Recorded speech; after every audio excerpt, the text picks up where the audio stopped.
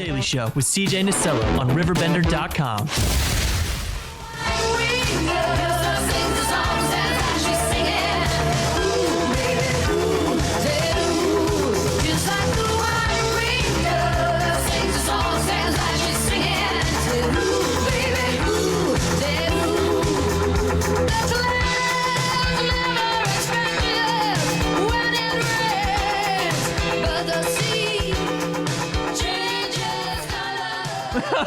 Welcome back to N27. Our daily show continues with, is it incorrect? Am I calling you guys the wrong name? That is one of our partners. Oh no! I've been doing this all day. The Corps of Engineers. I am sorry. I've done this for a year. We're right next to one another. It happens all the time. I have done this for a year. Allison, please don't be mad at me. I'm sorry. The Corps of Engineers. Why do I keep saying incorrect? I don't know. Incorrect on the brain. Native Plant Sale this weekend. This is a really cool event with a lot happening. Fill me in.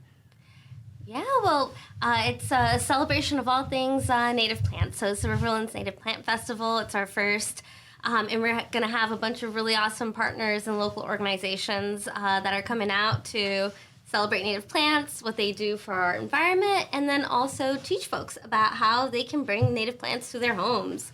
So we're really excited about it. Well, and Insiya, you are a biologist for the stewardship team, correct? Yes. So just right off the bat, there's got to be a lot that we can do with our local native plant species that we have for our own backyards. Is that the case? That is definitely the case, and that's one of the big things that we want folks to take home with the event is that native plants support so much of our environment. Our wildlife, our environment evolved around native plants. Right. That's what was here. And when we get used to landscaping, we go to Home Depot and we see all of these plants that aren't from the area that we are in. Yep. And so native plants provide so many benefits for pollinators, for birds, wildlife, for us. I mean, they're beautiful, they're diverse. So we really want to show folks you don't have to be scared of them. You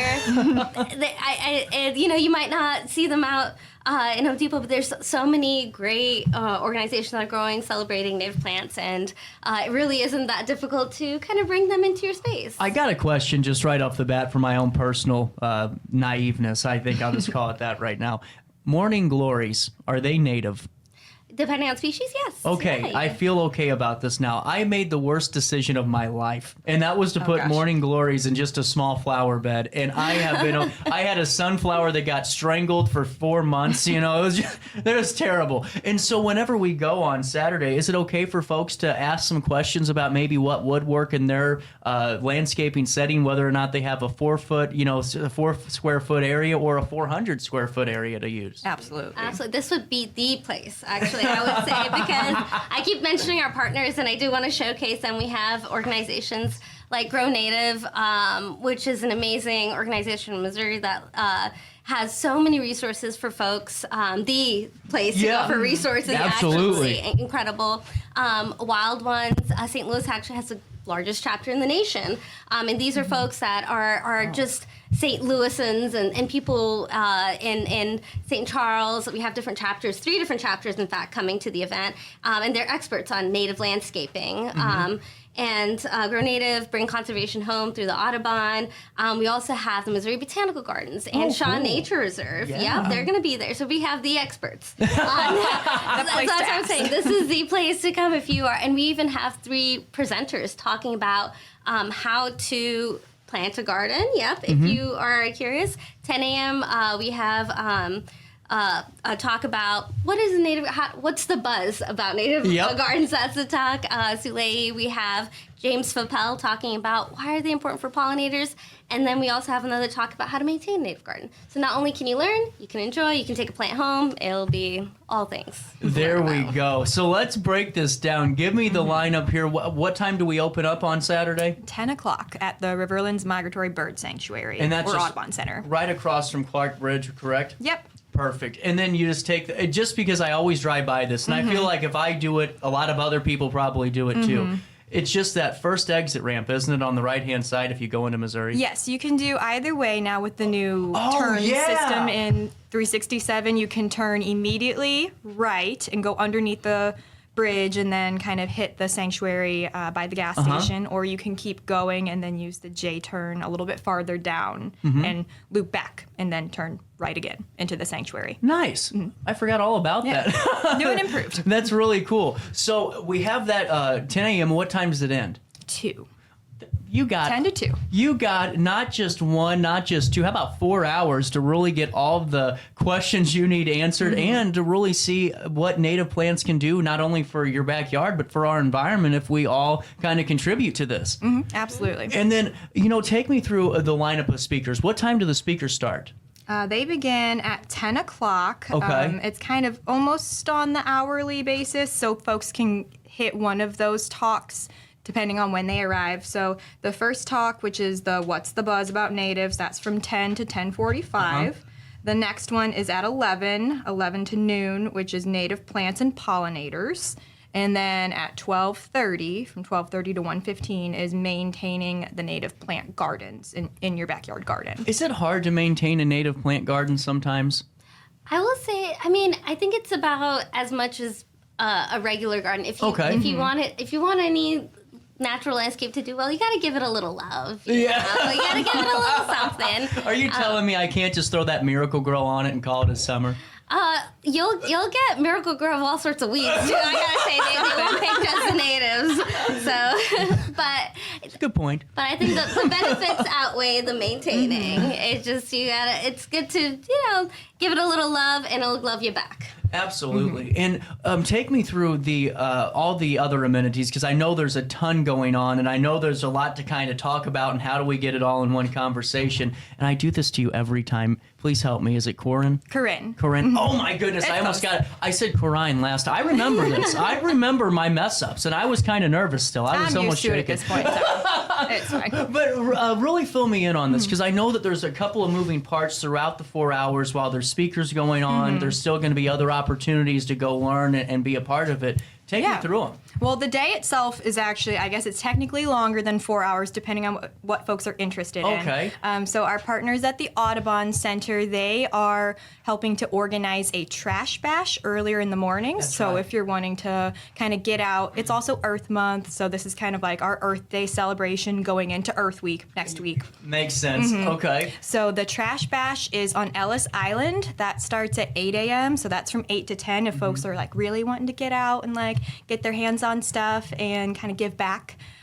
You do just have to go on to Audubon's, either their website or their Facebook page to pre-register, but that is free. It's just a volunteer opportunity to help do a litter cleanup on Ellis Island. So that's 8 to 10, and then the Native Plant Festival kicks off at 10 o'clock. So we have activity stations from all of those partners that Insiya had mentioned, as well as there's a passport program, so depending on how many stations you visit, you have an opportunity to win little prizes, maybe a plant. Nice. And then also we're doing greenhouse tours and letting the public into the new Army Corps of Engineers Riverlands greenhouse, which is kind of the first time that we're doing that. Now, fill me in on the greenhouse. What are some of the previews you can give us? How's it looking inside? Well, you've got the expert right here. It's looking planty. We got a little late start on it, but we've got our seedlings are looking really healthy. We've got a bunch of different milkweeds, coneflowers, and so folks will be able to kind of walk through, learn a little bit about how does a greenhouse work. It's all climate controlled. It's a really fancy system. It's got automatic shades. It's got cisterns. It's pretty high tech. That's cool. Yeah. But yeah, and it's all about growing native plants that we'll actually use towards restoration at Riverlands. So you get to Really cool. see the prairies that these plants are going to go back to, and also support like the partners in the area. So Well, and you can get a really good understanding of some of the work that you guys do that we might not necessarily know about, because of we're used to going for lock and dam tours and all these other things, but the real work that you guys are doing in preserving that waterway is really important and crucial, really. Absolutely. And what a great time to see it. Now I got to ask you a hardball question here. What is both of your favorite native plants? that changes. We all the both like time. ephemerals. I know that. Yes. Mine's probably it's Dutchman's breeches. Oh, yeah. Right. It's a little ephemeral spring plant, and they look like little pairs of pants. When they, really cute. No way. They do. They're so cute. It's not prairie related, but it is my favorite because it's adorable. They look like a pair of pants? That's awesome. You have to look them up. You gotta look. They're so Oh cute. my God. What are your thoughts? It depends on the season. I really love prickly pear. It's a cactus. It's a native beautiful. cactus too. Wait, prickly pears are native here? Yes, they are. There's a couple of native cacti in Missouri. Really? Yeah, the Yes. only eastern one that we Eastern, can yeah. see. So that they have. I'll be We damned. have. They're all outside the museum too. If you come to the museum flower beds, like in our parking lot, they're in the summertime. Well, everywhere. that leads me to a quick question. People are going to go and probably learn that there's a lot of things that they're seeing at department stores that they could easily grow in their own backyard, too. I mean, because if I don't know that a prickly pear cactus is native, because I would have thought, well, a cactus, that's desert. You know, go ahead and keep that in Arizona. This is cool. This is a great learning opportunity. Absolutely. Yeah, and I guess like wildflower-wise, there's just so many. There's so many different varieties that you just don't even realize because you get really used to when you're in with the lawns and stuff. So I think that's one of the great things to celebrate about natives is that there's just so many different kinds of wildflowers and native plants. Yeah. that you just don't know about. And they aren't, and that's what I think is a good point too is, you drive by it all the time because you're driving by the grass fields or you're driving by somewhere and you go, oh, they need to cut that. But you don't realize the ecosystem that it's building and providing, so much for the pollinators in our lives. And then also maybe some, any type of, consuming from any wildlife like a bird or any type of rodent species too. That's kind of cool to think about. This is really a great time to come out on Saturday. I'm loving this. I'm really learning. The weather's looking great too. So 80 it should be a degrees. wonderful day. 80 degrees. It's gonna be Get this day beautiful. out of your head. You can go over to West Alton and enjoy 80 degrees, learn about the native plants, and also learn about the resources that are available as well. How many are going to be on hand to provide information about some of the resources, the groups? Do you have any ballpark? 7. So we're going to have 7 stations. Okay. Including Audubon, of course. Audubon is going to have, the talks will be in the Audubon Center, but they'll have their booth. And then we also have St. Louis Audubon. I can give a list of partners real quick. If Go you wanna for it. Yeah, let's shout them out. Yeah, Audubon, of course. Bring conservation home through St. Louis Audubon. We've got Wild Ones, St. Charles, and St. Louis chapters. We've got Grow Native.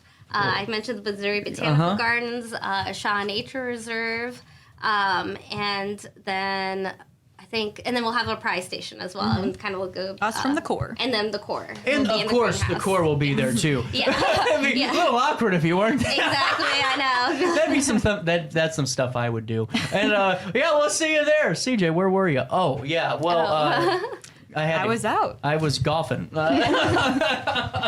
But in all seriousness, joking aside, this is really a great opportunity for even your little ones to come and learn about the wildlife that's in front of them because everyone always likes to make things clean and simple nowadays. It's like, let's just cut that brush out. Let's just cut this out. But you don't realize some of the impact that you're kind of making in your own neighborhood because that could have been a pollinator plant. It could have been something that benefits the environment. So to learn about that ahead of time is really needed.